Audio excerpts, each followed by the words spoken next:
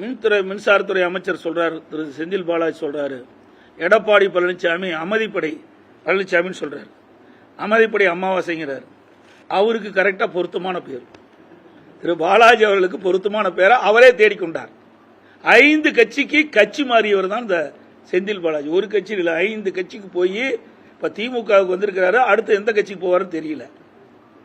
ஒரே 5 ஆண்டுல 2 கட்சி சின்னத்தில் நின்று ஒரே வேட்பாளர் இவர் தான். ஒரே 5 ஆண்டுல 2 முறை 2 ரெட்டாலையில் நின்றார், திமுகவில் நின்றார். அப்படி பெருமைக்குரிய மனிதர் தான் பேசியிருக்கார். இதே செந்தில் பாலாஜி மறந்து பேசுவார் என்று கருதுகிறேன்.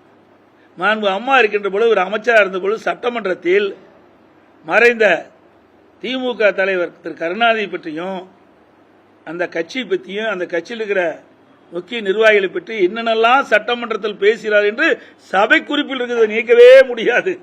அது மறந்து பேசிட்டு இருக்காரு.